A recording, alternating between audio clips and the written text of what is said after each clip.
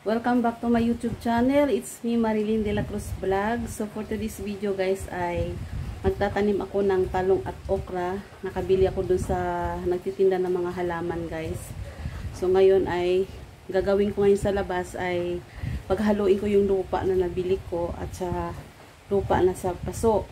So magtatanim tayo doon guys ng okra at saka talong. Tapos mayroon akong alugbati na binabad sa tubig at naggamot na rin siya guys. Kaya itatanim natin. Guys, dito tayo sa labas.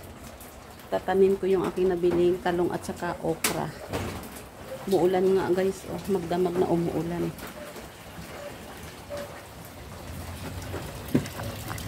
Ayan, dyan lang tayo. Gusto medyo madilim.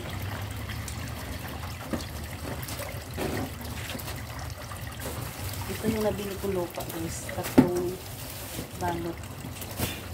Paghaluin natin dito guys.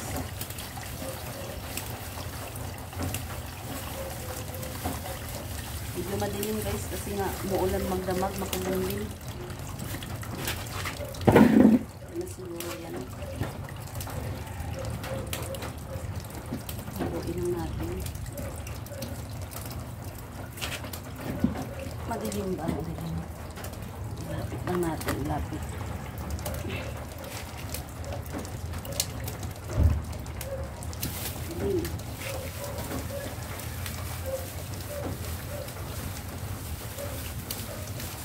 Paghaluin ko lang guys.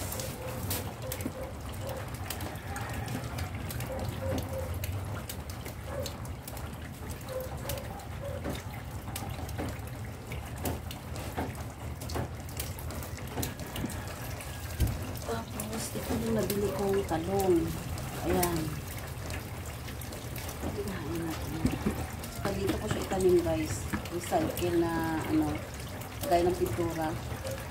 Ayan, may butas na yan guys.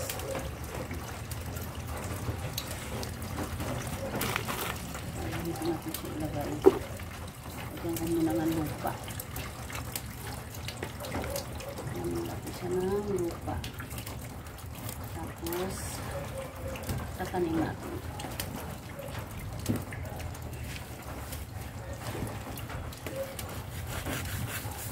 Maganda magtanim ngayon guys kasi nag-uulan na.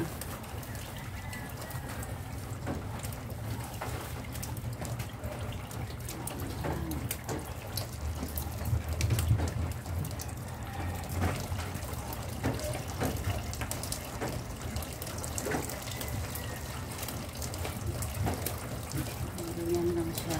Kadali tanim.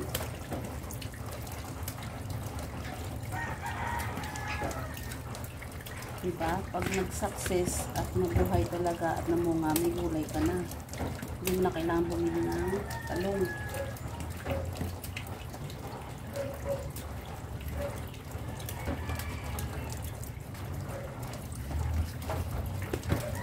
Ayan. Ang talong.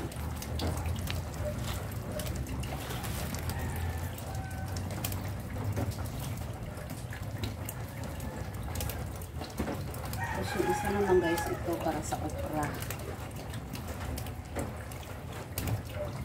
Lagyan muna natin siya ng lupa. Tapos ating okra. Ayan guys. Oh. So dalawang puno to guys. So ang gagawin ko siguro, ilagay ko pa sa isa nyo. Ito mayroon pang timba na sira. Ayan. Pwede natin tanim dito guys. Para meron tayong dalawang puno na okra.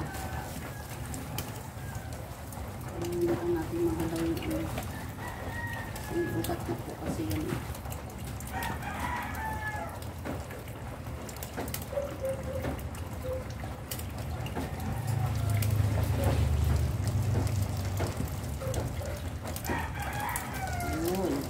Diba? Meron tayo pag isa. Ito na muna yan.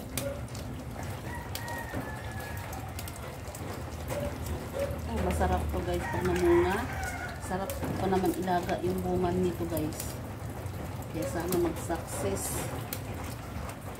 Kung mabuhay siya. Kasi guys, ilang beses na ako nagtanim ng okra. Hindi talaga siya nabuhay.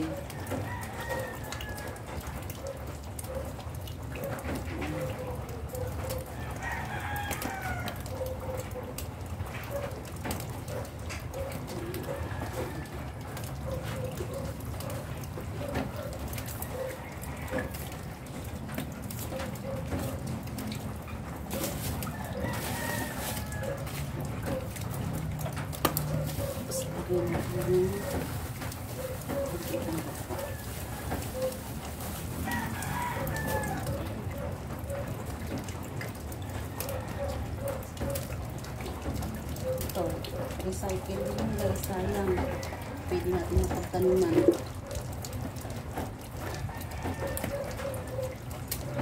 Mas maganda, malaki ang pagtaniman natin ng okra, talong. Kasi ang talong guys, pag nabuhay yan, matagal po ang buhay ng talong. Putulin mo lang puno niyan, tubo siya ulit. So, ilagay na natin.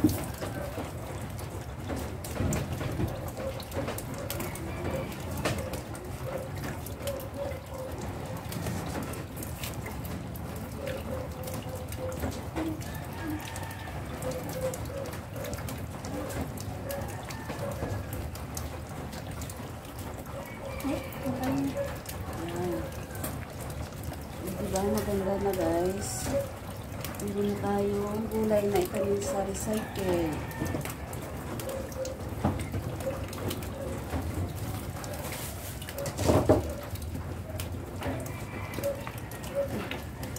Meron na tayong 2 puno ng okra.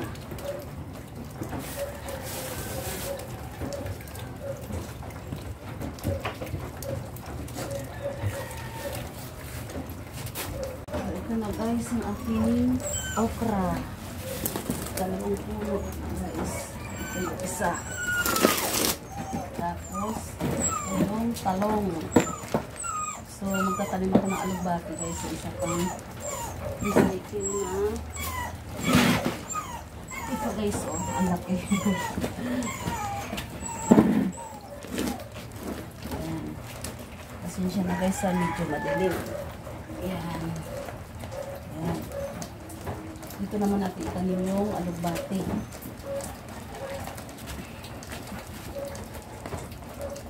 Dinagdagan ko lang guys. Pabili kasi ko ng alugbati na medyo matanda na mabilis siya nabuhay. Ito na po yung aking inabot na alugbati. Tatamin lang natin siya dito.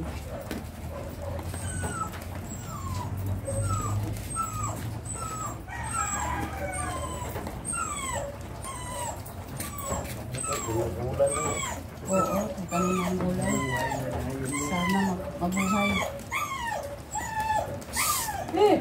Ingay. Ayan siya guys. Lagyan natin siya ng lupa. Lagyan natin ng lupa.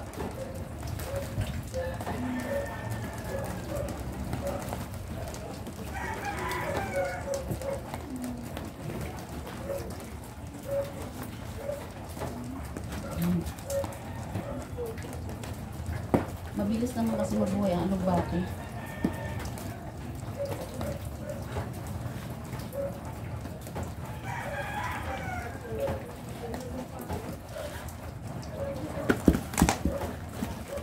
Tayong alugbati. Kasi ilagay. Tapos guys, meron akong kangkong na naibili. Lalagay ko na siya sa malaking rice cooker na hindi na ginagamit. Doon ko lang muna siya ilagay pa. Transfer lang natin pa. Ito guys, oh. Bumili kong kangkong. Talbos ng kamuti, bumili ako. So, lalagyan ko lang ng tubig ko guys. Dito ko ilagay. Ito na guys, oh, tubig. Lagay ko. Hayaan muna natin siya mag-ugat dito guys. Saka natin siya i-transfer sa isang taniman. Yan, talbos ng kamote. Siguro mga 1 linggo. Ililipat na natin yan sa isang paso. Lagay ko sa isang tabi.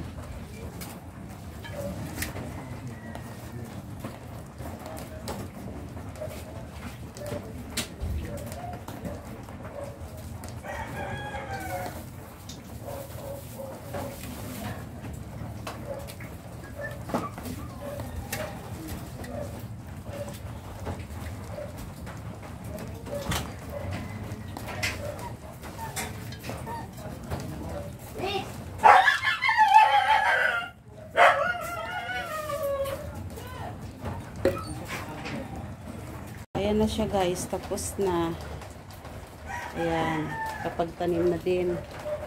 Yun yung kangkong ko, talbos ng kamote dyan ko muna siya ilagay hanggang magkaroon siya ng gamot.